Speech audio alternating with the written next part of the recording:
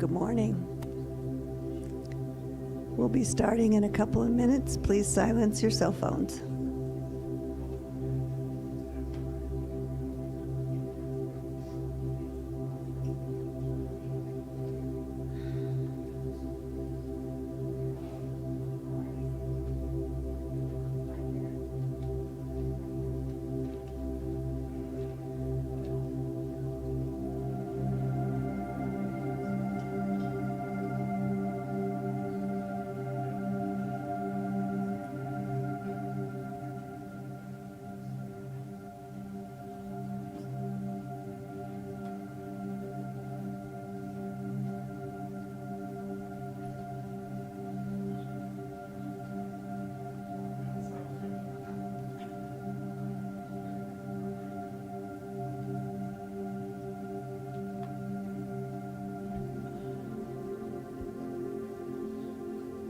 Good morning. I'm Sandy Kimmerly, and I'm one of the practitioners here at the center, and I'll be doing your pre-service meditation. I think we have a new policy today. I saw the note on the door that if you come in late, you get to go in the crying room.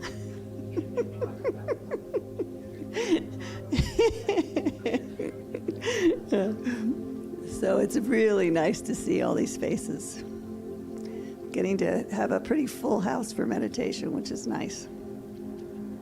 So if you will please just settle in. Feel the chair under you, supporting you. The chair is spirit, as spirit supports us.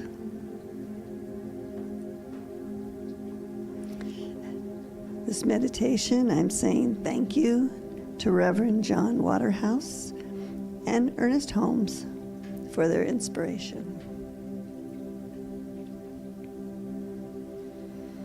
Please close your eyes. Take a deep breath.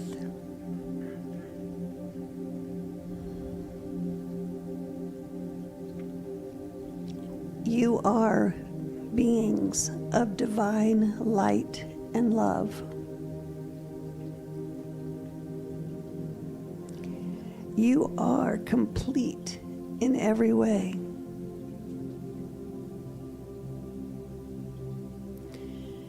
Our completeness confirms that we are not in any way deficient.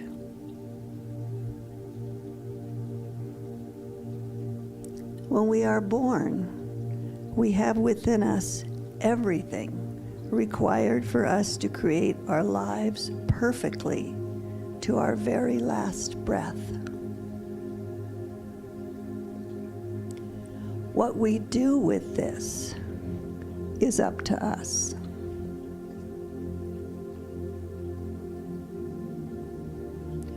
Ernest Holmes tells us that the highest hope and aspiration of humanity has been built around the lives of those few who believe.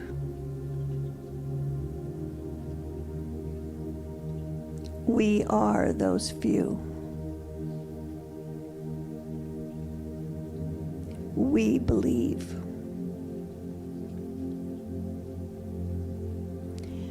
When there are times we find it hard to do so, we have affirmations to help us along our way. Today, we will recite this affirmation from Ernest Holmes. Please say each line aloud or to yourselves after me. I will pause between lines for contemplation.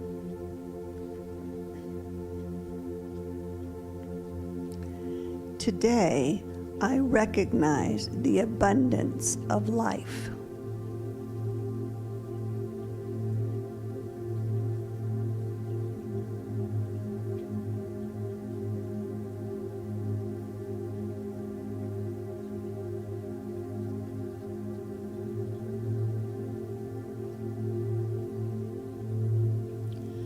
I animate everything in my experience with this idea.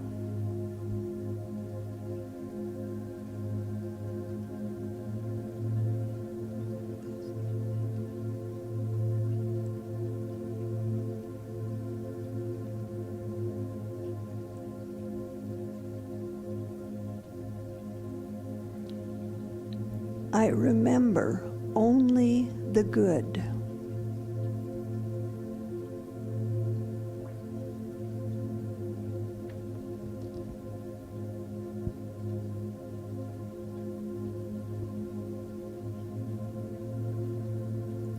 I accept only the good.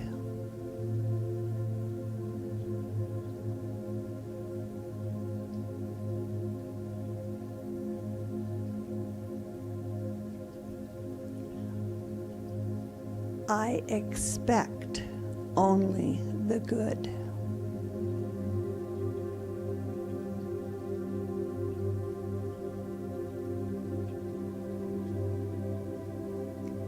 This is all I experience.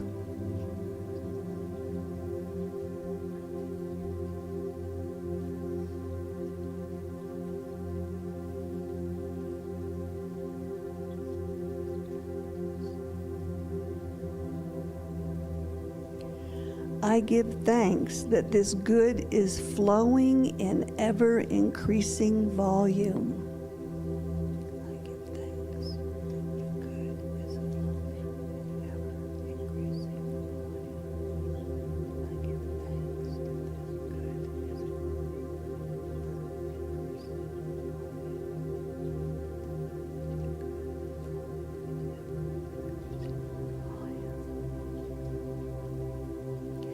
I say to my mind, there is good enough to go around.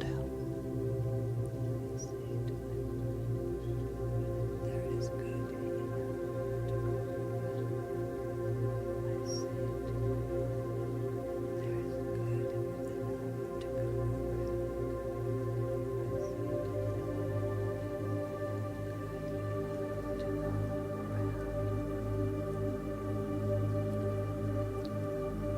I do not withhold the good from myself or others.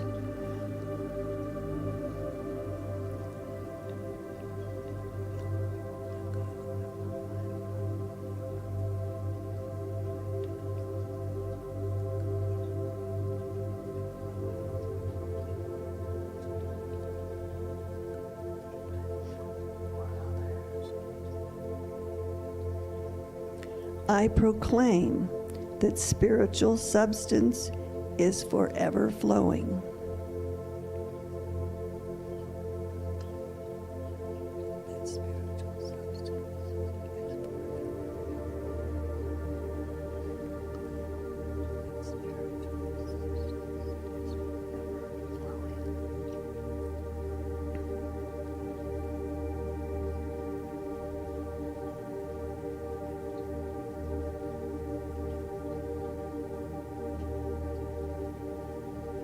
Spirit flows to each and all as daily supply.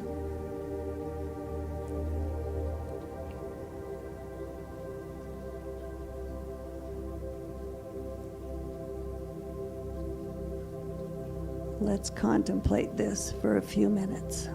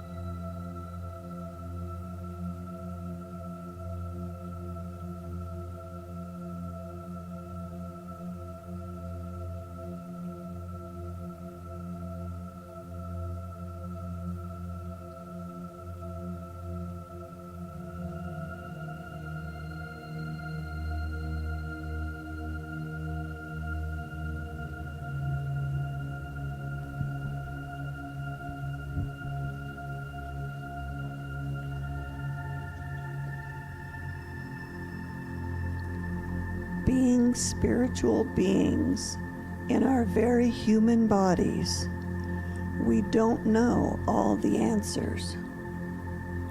We don't know why, but we do know how to do our part in making this world work for everyone, including ourselves.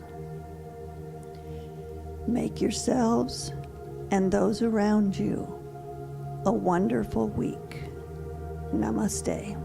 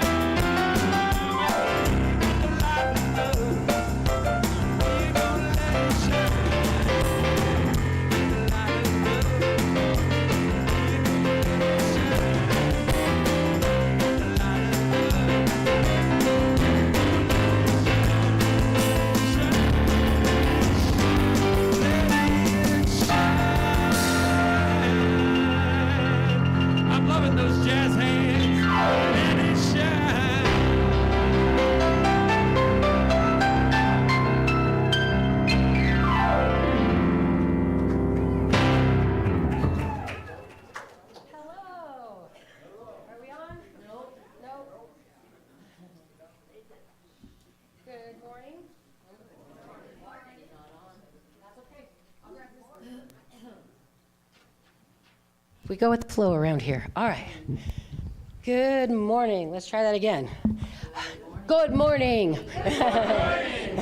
Hello and welcome, my beloveds. I'm so happy you're here today. And to those of you online, we're so glad that you could tune in. Please come down in person sometime and see us. We promise to love you up and just hold you tight and just make you feel all warm and fuzzy inside and inspire you.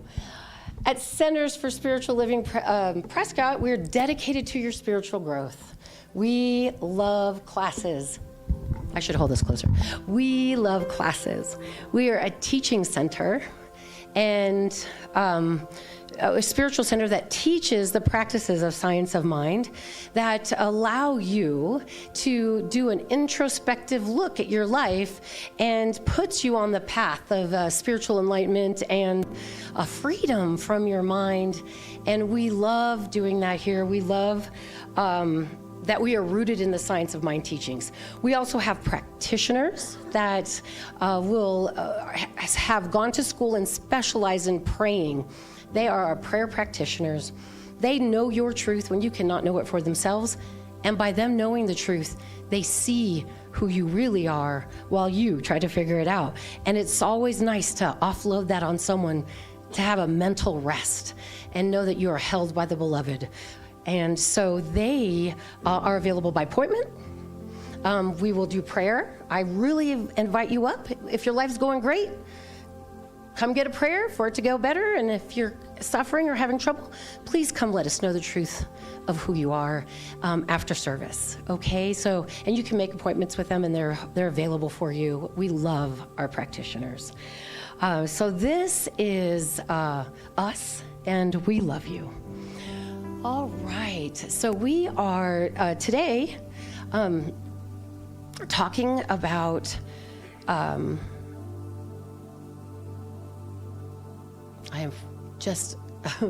we are going to be talking about or finalizing my talk. But first, we invite you into a contemplative meditation with our practitioner, Miss Sandy.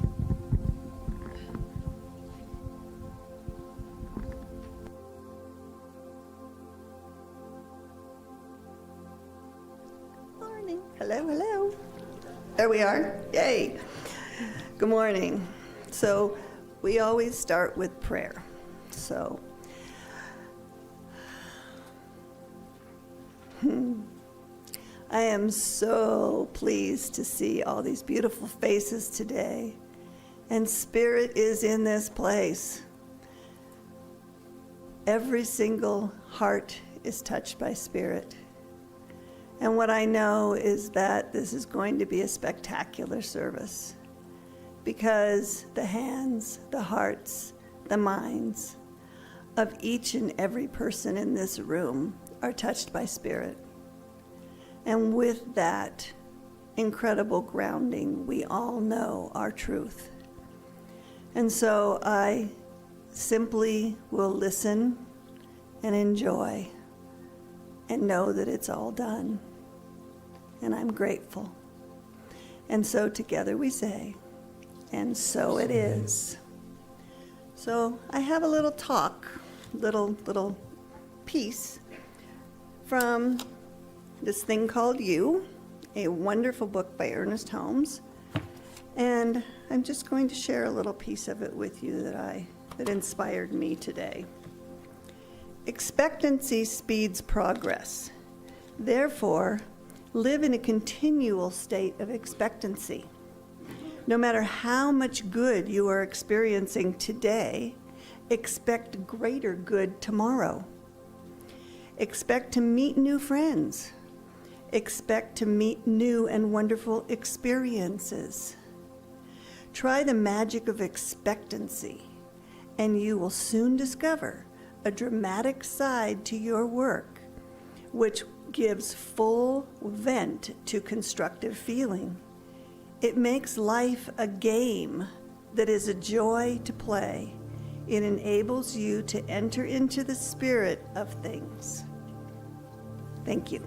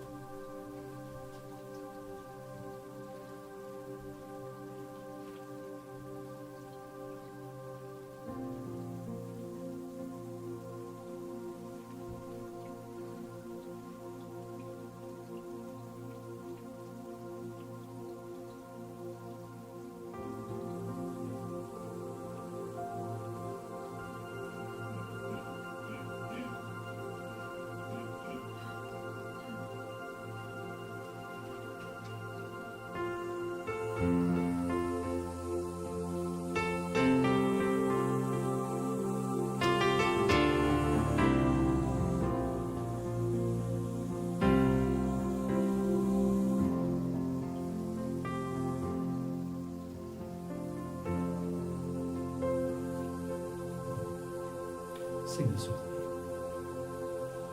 Imagine what you want and get out of the way. Remember, energy follows thought. So be careful what you say. Be careful what you ask for. Make sure it's really what you want. Because your mind is made for thinking, and energy follows thought.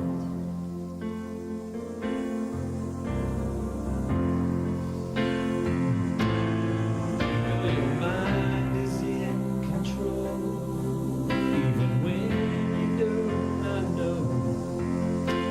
And if you let it idle, there ain't no telling where it'll go. So whenever you are sleeping and your dreams take you away, go on with your dreaming and listen to what they say. And if you hear spirits talking, wisdom can't be bought. Apply it to your thinking, and energy follows thought. Your mind is in control, even if you do not know. And if you let it idle, ain't no telling where to go. So imagine what you want and get out of the way. Remember that energy follows thought. So be careful what you say. Be careful what you ask for. Make sure it's really what you want. Because your mind is made for thinking, and energy follows thought. Because your mind is made for thinking, and energy follows thought. Because your mind is made for thinking, and energy follows thought.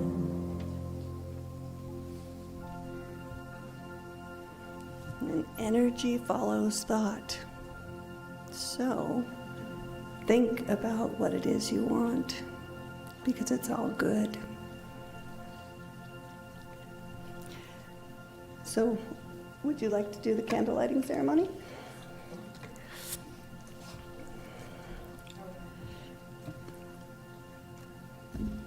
All right, here we go. Centers for Spiritual Living Prescott, guided by the science of mind, acknowledges the diverse belief systems, offers a distinct understanding of the mysteries of existence, and a unique connection with the divine. Lighting these candles symbolizes our collective reverence for the diverse paths humans take in seeking meaning and purpose. In this shared moment, we affirm and celebrate the multiplicity of the human experience. We light a candle for Christianity based on the teachings of Jesus the Christ, who taught the path of love, forgiveness, and healing by the presence within. For Islam, the practice of submitting to the will of God, as revealed to his prophets, peace be upon them, who taught that there is one God, creator of the heaven and the earth. For Judaism, a community of shared laws, traditions, and family ties, which began with the covenant between Abraham and God. For Buddhism, the middle path that ends suffering and awakens mindfulness and compassion.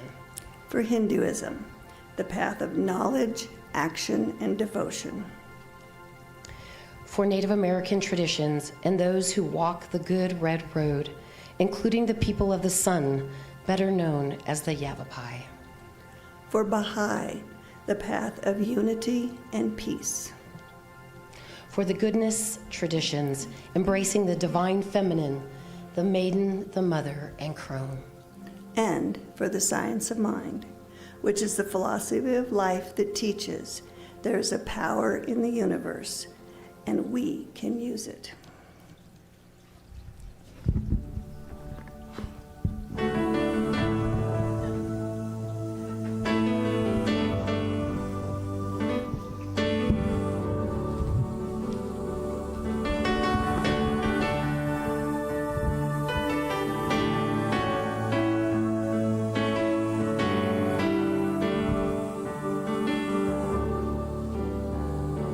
When I was a boy, each week, on Sunday we would go to church and pay attention to the priest, and he would read the holy word and consecrate the holy bread that everyone would kneel about. Today the only difference is everything is holy now.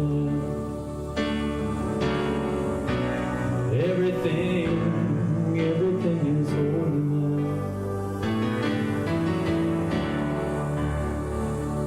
When I was in Sunday school, we would learn about the tide.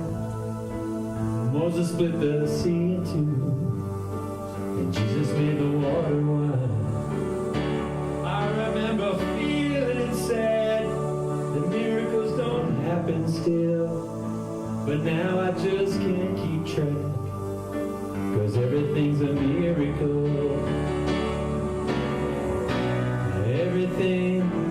Everything's a miracle.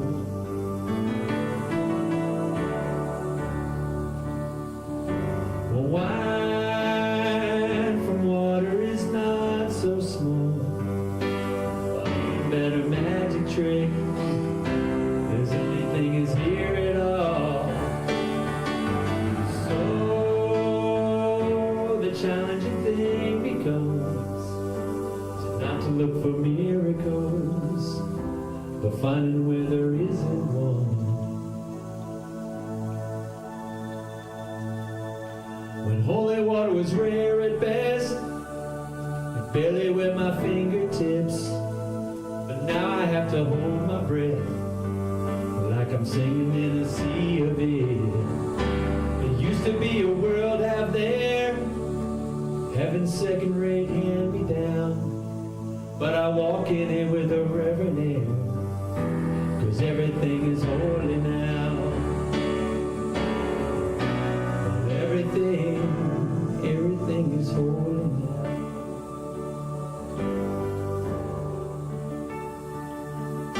Well, wine from water is not so small, but the better magic trick is that anything is here at all. So the challenging thing becomes not to look for miracles, but find out where there isn't one.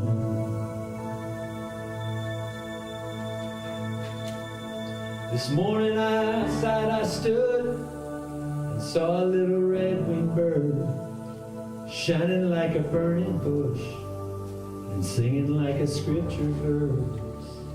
It made me want to bow my head. I remember when church let out, how things have changed since then, 'cause everything is holy now. It used to be a world out there, heaven's second-rate hand-me-down, but I walk in it with a reverent air, 'cause everything is holy now. Everything is holy now. Everything is holy now.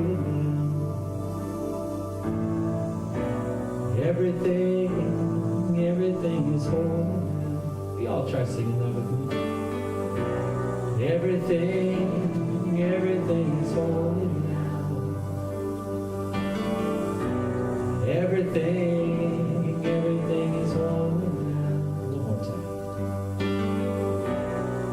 everything. Okay, we're going to use this, I guess. This will be an experience for me. Good morning again, and how are you doing? I think Jackson sang so beautifully this morning, and when he talks about the little red bird, it always pops into my mind when he's singing. And Sandy read from this thing called You, and it was the first book that I read with Science of Mind, and it was advised to me to go in and change all the U's to I, and it changes the whole reference of the book, and then you start to get the feeling of how much you are in control of your own life, and that your thoughts really do manifest as your of who you are. So this is what I love about Science of Mind, is that we get to participate in our lives, and we aren't held to sin and damnation. No, we get to live big. We get to have wonderful lives, and we get to create them with our own mental attitude. But I do have something funny for you. The junior Sunday school teacher asked the 10-year-old if they could give $1 million to the center, what would they do? And the 10-year-olds proclaimed, yes, I will give the $1 million. And then she says, would you give 1,000? And again, they shouted, yes. Oh, what about 100? Yes, yes, yes, they shouted. Would you give just $1? She asked. The boys proclaimed, yes, except for Johnny. And she said, Johnny, I noticed that you were clutching your pocket and you didn't say yes this time. Well, the boy stammered, I have $1. Right, we like to keep what we have. That was, anyways, I like to start with something funny. It lightens the mood.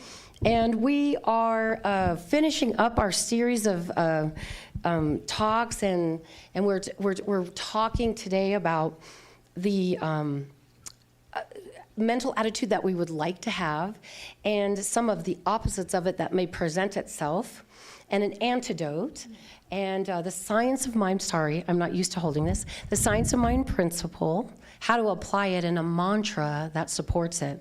So we've done this for 3 Sundays, and you should have gotten a copy of all of those scenarios so that you can take them home and contemplate them and see if any of those pertain to you. And if they don't, those particular scenarios that we picked out, it doesn't matter, because you can still apply the laws of Science of Mind to any situation that you're going through.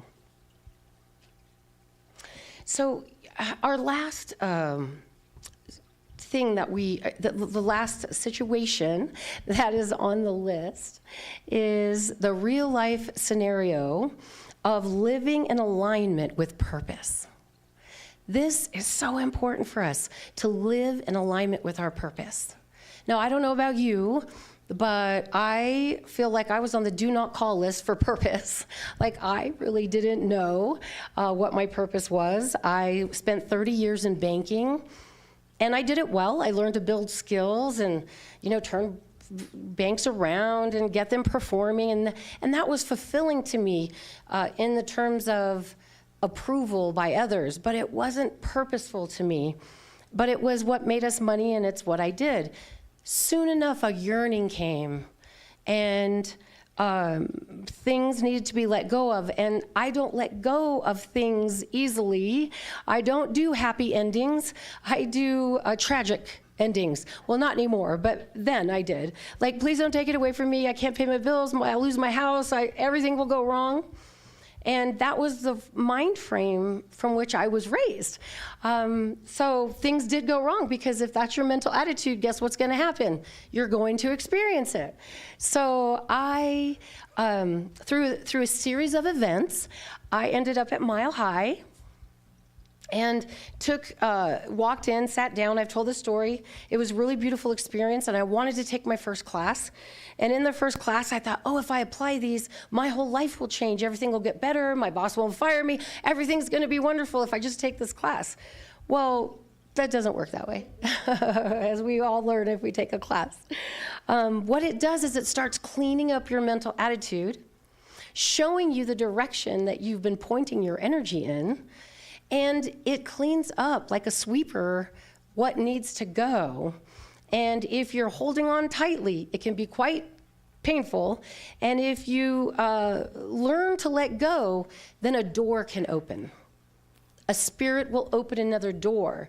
And so I heard this a lot, that when one door shuts, another door opens. And again, I felt like I was locked out. I'm on the do not call list. I'm locked out. I can't get in. Nothing's happening. Things are still going wrong because I was new. I was still learning. And although I was changing my conscious beliefs, I wasn't changing, there we go again, I wasn't changing my unconscious bias about the world.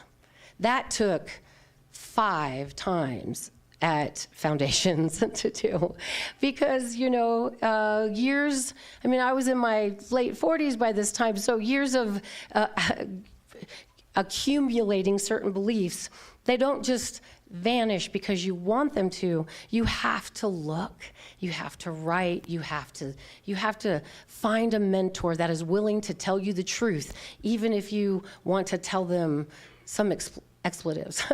You really want someone who holds your feet to the fire in a compassionate and empathetic way. So with the last point that we're looking at, living in alignment, a person that is not living in alignment has drifted away from their passion, their values. They wake up daily feeling a sense of emptiness. Have you ever felt that sense of emptiness? I know even as a minister and even taking all the classes and, life is unfolding, there are still some days that I feel empty because it's my responsibility to fill myself up. It's my responsibility to have a practice that connects me with my higher self, because the higher self never runs out of energy. Tracy does. The higher self is always in tune with your purpose. And when we forget to do that, or we don't give ourselves that gift, it can manifest in our demonstration as a lack of energy, or a sense of unfulfillment, or a sense of emptiness. And the antidote to this, or the demonstration to this, I apologize, is, if you envision someone living a life disconnected from their authentic self and their purpose, guided by societal expectations rather than personal values. This is why I did banking. When I got 18, my parents said, go get a job. And I was like, but I don't know what I want to do. And they were like, my mom worked in a dry cleaner. She's like, great, you're coming to work with me. So I started in a dry cleaners. And my mom later told me, she goes, I pulled you to work with me because it's miserable work, and I wanted it to inspire you to do something different. And no, not because I was so riddled with fear. I was like, no, I want to stay here with you. This is safe. And then I got the desire to buy a car. And I couldn't buy a car on the wages they were making, right? So my sister, who was a banker, said, come to the bank and work with me. So I went to the bank, and I wasn't a very good teller. I worked at 3 different banks becoming a teller, and that should have been a sign, this isn't for you. Like, here's your sign. No, nope. I kept going back and kept going back. I, at this particular point, had a family, and we had children, and I had to go back, and I always went back to what I knew. And I just deemed myself to get better at it. I willed myself to learn how to count money out of a drawer, not to get distracted by people talking to me. One time this lady came, her kids were all over the place. I'm cashing a check, I count her money, she leaves, and I feel this sense come over me. And I'm like, oh my God, I gave her $1,000 too much. I run out of the bank, I chase her down. I'm like, count that money on the car right now. And she was like, I was wondering if you're gonna notice. So I was not a very good teller, but I moved. I gave a lot of people money. They'd probably like to come to my window. So if you go to a new teller, I don't even know if they do that anymore at the banks, but if you go to a teller and they're new, count your money.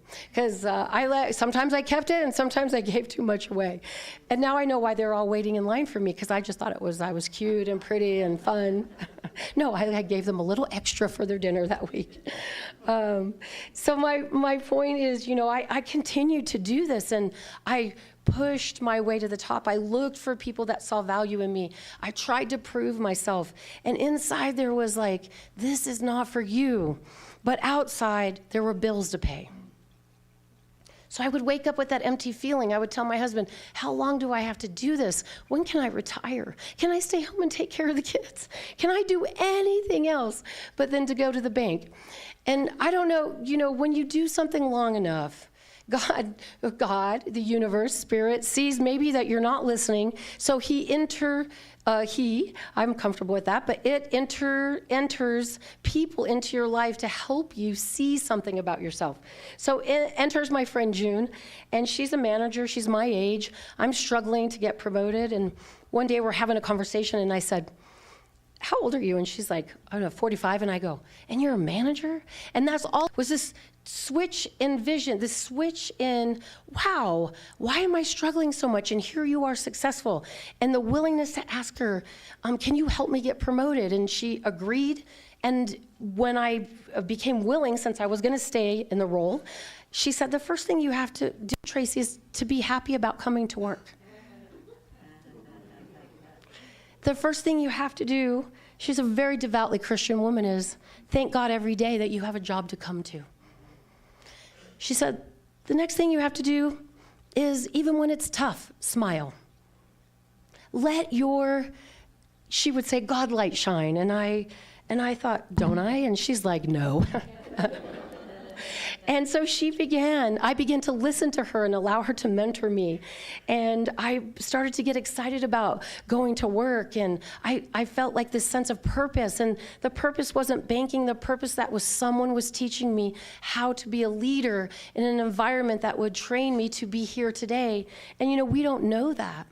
And so many people came into my life. One time I was now I'm the manager of the tellers, and I get to watch them make mistakes and help them through it. And one day I had to run a window, and I'm like, oh, Lord, please let me be able to count today.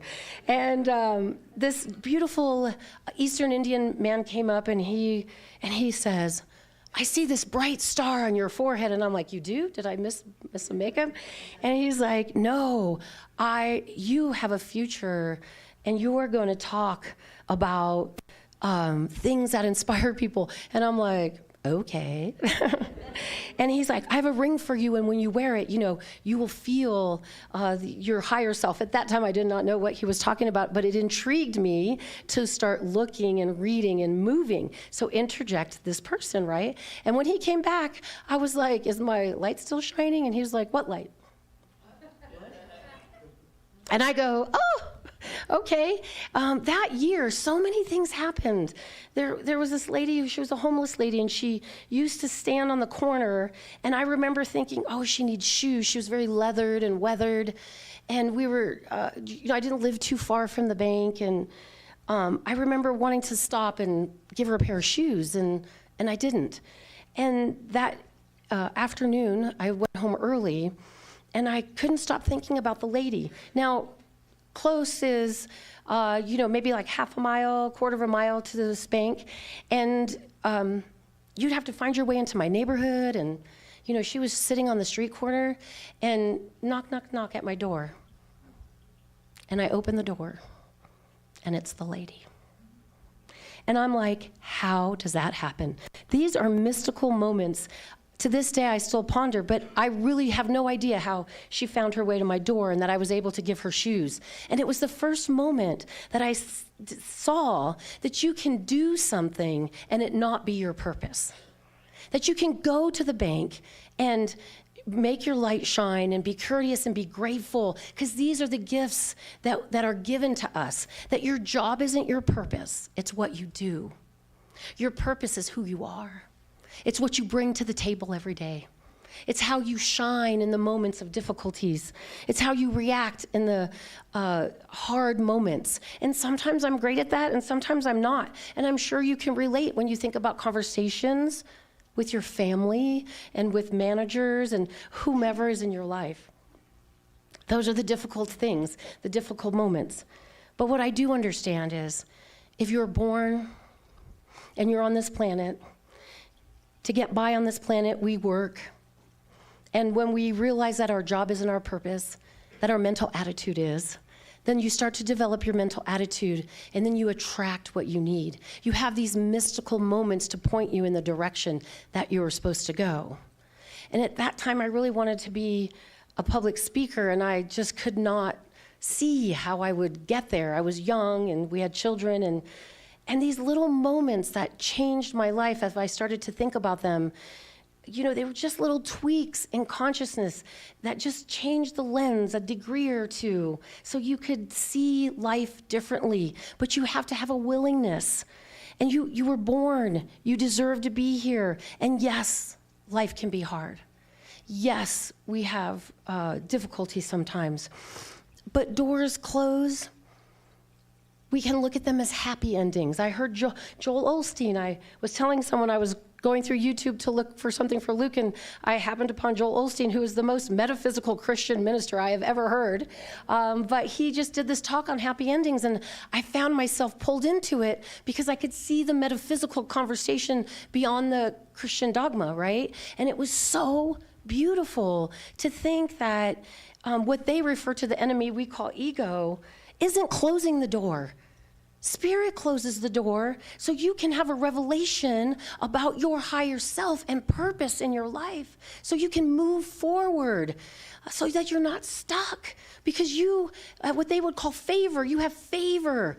You are the beloved's child. It is in you, as you, through you, and you must cultivate your mental attitude for it to shine through you at every moment.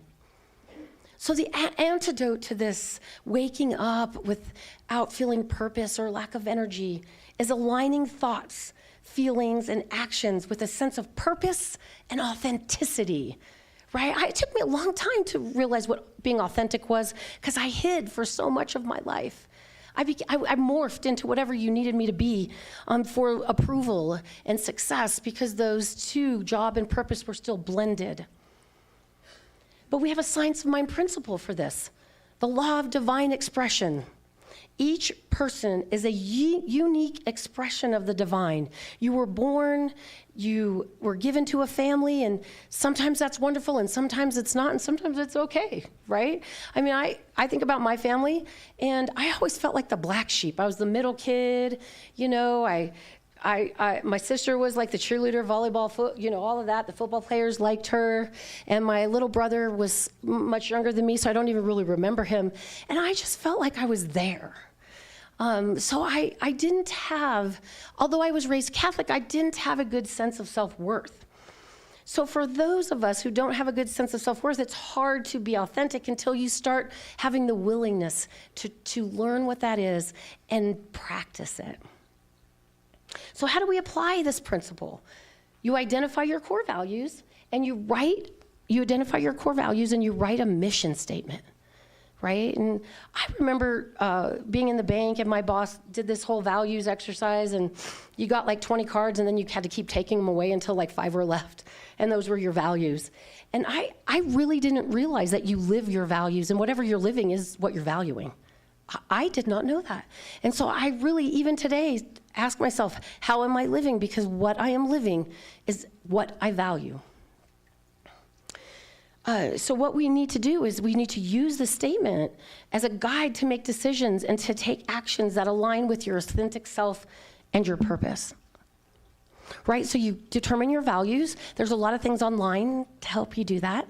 You take those values and you create a mission. Like for me, it's I am who I am, and that is enough. I mean, I've just gotten that so succinctly because it's true. It's the highest mantra. I am who I am, and that is enough. It doesn't leave room for anything else. It doesn't leave room for going, for questioning. Once you say it and you stand on it, it is the highest mantra. But for those of us that are just beginning, a mantra, which will be reflected in your pamphlet or the talk that you received, is I'm a unique expression of the divine. Today I align my thoughts, feelings, and actions with my authentic self and purpose. You could say authentic self and mental attitude. I live in harmony with my true essence. So these values will help you see how you're portraying yourself to the world, what your mental attitude is. You don't need anyone to tell you that. If you're pulling up to Starbucks and it's a 17-year-old and they're like, I would like a Trienta black unsweetened iced tea. A Trienta black unsweetened iced tea. Oh, we don't have tea today. Do you want anything else? No, can I get a water? nope, we don't have water today. One of those moments, like where you just wonder, how did you get this job? And everything inside of you is wanting to be sweet, and that fervor is coming up a little bit, and you make a moment in that decision. You make a decision in that moment. I am talking backwards today. You make a decision in that moment to have forgiveness for this person who may be new. Do you remember the first time you were new? I do. I worked at McDonald's and the ketchup machine exploded on my brown polyester outfit and they wouldn't let me go home and it was so itchy. And I thought to myself, I'm never going to be aggravated with a new person again. I didn't always remember that. But how you present yourself to the world, they remember you. So the next time I went back through Starbucks for this thing that happened, it was probably like I wanted a chocolate chip cookie and they didn't have one and I got really aggravated because if you know me, I love chocolate chip cookies. I don't really remember the situation, but when I came back through, she's like, I was having such a bad day, and I needed to make my car payment, and my hours were cut, and you were so sweet. Here is your tea. You don't have to pay for it today. And I go, oh, I met someone else just like when I was a teller. They're giving the profits away. So she was so sweet, and she just went on to tell me how much it meant to her, and that it changed her mental attitude for the day, and that every other car that came through, she decided that she was in control. I mean, all from just being sweet to someone, right? Because it's spirit. If Tracy had answered that call, it might have been a little different. But I go in and I say, I am who I am, and that is enough. They are who they are, and that is enough. And in this moment, my personal mantra, Ramana, Bhagwan, Spirit, God, whatever you want to call it, can answer the call and kind of put Tracy to sleep and bring what the moment needs. Right? It needs nothing from Tracy. It's already there and present. We just tune into it and we follow its guidance, and it gives us everything that we need. And when we take action, our philosophy, we must take action. We must listen to the intuition and move. You're not going to get a new house if you're sitting in your living room in the chair going, I want a new house, I want a new house, I want a new house. No, you got to listen. You might have to get a job. You might have to do some budgeting. You might have to do some planning, or you may need to be grateful for what you currently have. I don't know your story, but I know how the law works. So in closing with the mantra, I've given these to you as a gift so that you can take them home and read them. So we've gone from what we've done is we talked about a new dawn, a new life, and feeling good. When you apply these principles, you feel good. Your life still might be going sideways, but you feel good. You meet the situation with a new reverence. We took real life scenarios and we explored those and illustrated how our internal dialogues manifest externally, hindering our aspirations. We came up with an antidote that discovered the remedy for breaking free from self-imposed constraints and limitations. We talked about clarity and understanding, the process, and we have a mantra as a guiding light. So I just want to anchor this today, this talk today in prayer. I want you to understand that it just takes a moment for you to recognize the reverence of your heart and drop from here to here so that the beloved can guide you to your deepest desires of what you want. So I just know this. I believe it with all my heart that God is, therefore I am. And because this is true, there is a magnetic explosion in my heart that only knows love. It knows love in our deepest, most troubling suffering, and it knows love in our most joyous, profound moments. And the one thing that is the same between those two events is God is, and you are. And this fills us up. It plants itself into your heart, and you take away whatever you need for your particular life scenario and circumstances, and you take it out into the world and you spread it as your little light, the little red bird sharing good news that you are loved and loved.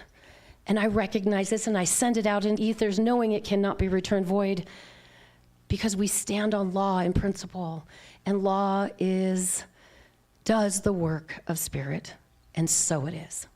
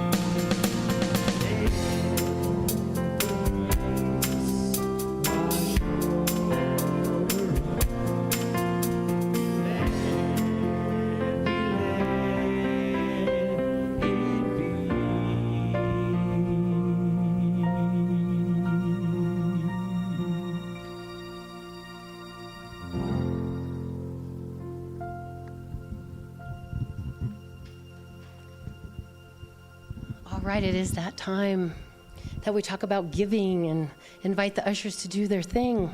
And, you know, as we plant these seeds, as we give, so is it given back to us. I watch this video all the time by this Buddhist teacher that says, find someone that needs what you have and give it to them, and it'll be multiplied for you. So you might hear me say this all the time. Plant those seeds and watch it be returned to you. All your gifts go to our community. It allows us to be here for you, serve you, give you classes and nice food on Sunday. And we are so deeply grateful for anything for us. It is an act of love, and we say thank you.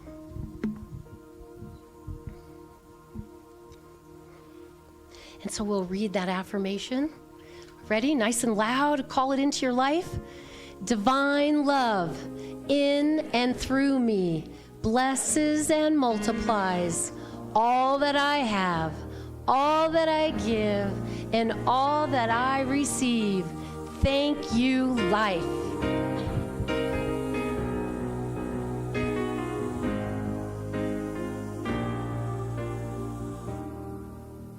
Sing along if you will. Amazing, amazing.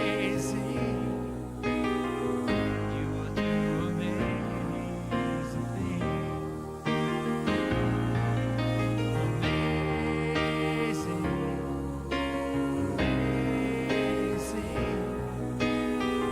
You will do amazing things. You will do amazing things with the choice each new day brings, and with every step you take. That's the project that you make, the reason that you live is there in every gift you give. Live your life and live your dreams. You will do amazing things.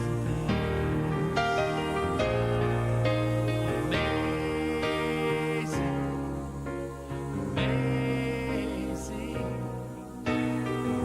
You will do amazing things. Amazing, amazing. You will do amazing.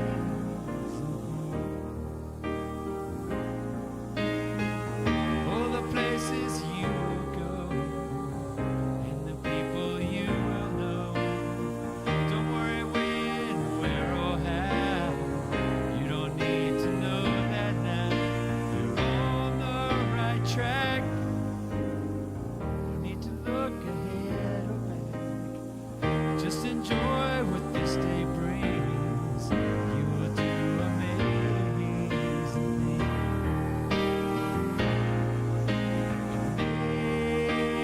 Amazing, amazing. You will do amazing things. Amazing,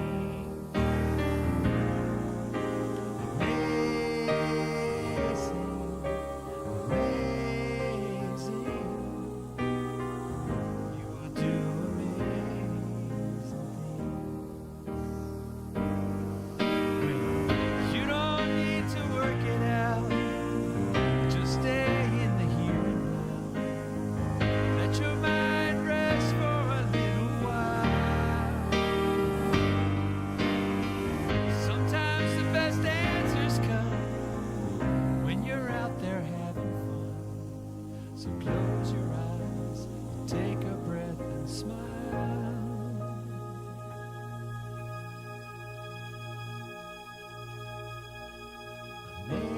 Amazing, amazing.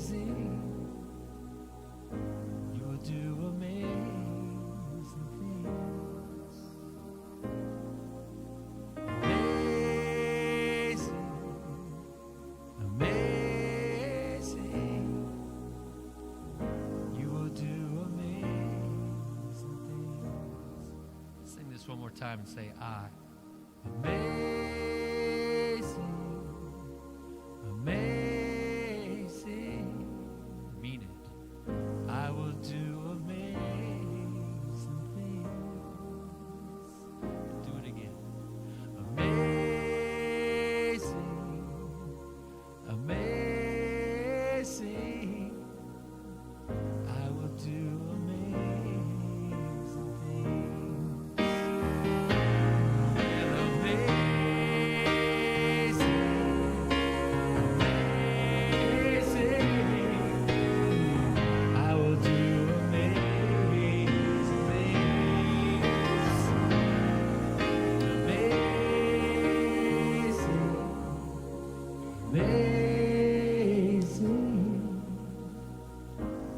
do amazing things.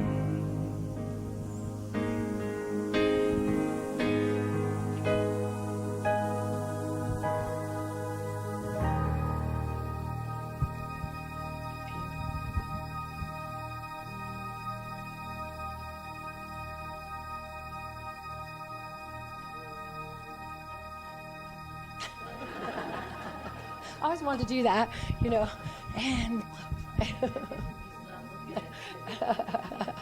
he probably has to be watching me, right? Thank you, Jackson. Thank you. You came for it all on your own. I appreciate you. And I just want you, real quick, look at your neighbor and just say, you have done amazing things, please. Yes. Yes. Very good. Amazing, amazing, amazing. I love singing that song to my babies. It's so beautiful to sing that song to babies. You should just whisper that into their ear. It's so beautiful that I have that. Maybe my kids would like me a little more if I sang it to them when they were little, my older ones. Anyway, thank you so much for coming forth with the offering. And we are going to do amazing things with your gifts. We have so many things planned, and you can catch the announcements. Kathleen will be up in a minute. And just to move this along, I just know right here, right now, that all the gifts that offered are blessed, received, floweth over from the giver to the receiver. And we take them in and we hold them dear, and we are blessed, so very blessed for all the online donations, anything that comes in check, cash, for whatever, givingness. We are grateful, and so it is.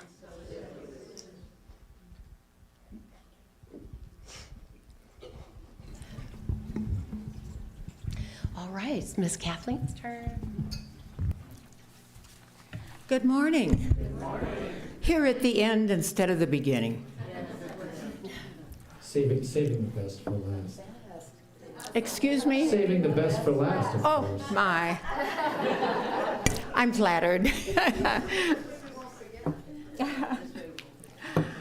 If you find yourself contemplating becoming a practitioner, the Science of Mind, or the CSL Education Department, is having a meeting for you. A discussion of what is involved in being a practitioner, the required classes, and everything that you want to know about becoming a practitioner. The meeting is on Saturday, February the 3rd at noon. Feel free to bring your lunch. It's called a Lunch and Learn. There's a clipboard in the library lobby, so if you're interested in attending, please sign up so they know how many packets of information to give. And if you have questions, there's Reverend Tracy, Diane Gazelle, and Sandy Kimberly to help you with the answers. Cheryl Walters is our yoga expert here at CSL, and she offers yoga class on Mondays at 10:30. So that you can put a face with a name, Cheryl, if you're here, would you please stand? Okay, that's Cheryl. Thank you. If you have not received your 2023 contribution statement, you can pick it up at the table in the lobby after service. Also, a gentle reminder that if you enjoy the munchies and the coffee after service, please leave a little love offering in the love offering box. And now, one of our newest board members, Lee, would like a word with you. Lee, would you come up? Yay.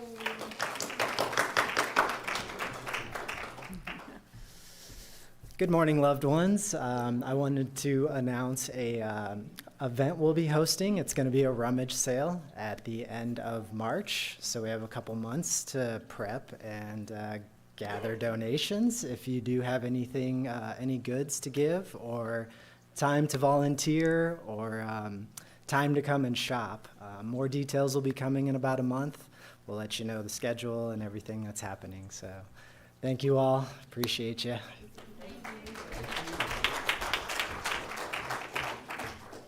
I now have the privilege of two more things. At this time, I'd like anyone who is new, returning, visiting, to stand and introduce yourself and tell us where you're from. Yes. Hi. Nice to have you. Thank you. Anyone else? Yes. My name's Susie, and I'm from Chino Valley, and this is my first time here. Wonderful. Welcome. Welcome. Anyone else? Okay. We're pleased, so pleased that you are here today. Thank you for coming. And as a thank you, you'll find in the magnificent bookstore that we have, there's a section of gently read and loved books. Please find one for yourself, take it, and enjoy it. Third thing I get to do. And now we get to invite the youngsters in from the Children's Association of Awesomeness.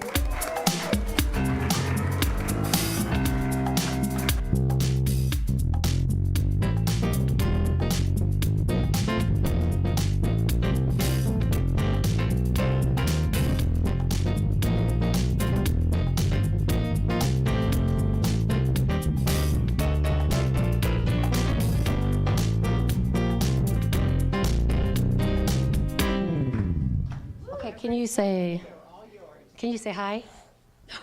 All right, it is 5 minutes with Seamus time. This is Seamus's time. What? 5 minutes with Seamus. Okay. We went outside today. We tried to go on the playground, but it was locked. And then we couldn't find the key because there were like 7 thermostat keys. Anyways. Oh, Bill has the keys. And then we did a mind map. And we did some sponge painting. It was very fun, I guess. Nice. Was there a principle you learned today? Inclusivity. Oh, I like inclusivity. What did you learn about inclusivity today? To be inclusive of everyone and how I know, very creative, and how the center is very inclusive to all people. Yes, honor many paths. Yes. All right, Seamus, thank you. Do you like the idea of 5 minutes with Seamus? Sure. Yeah. All right.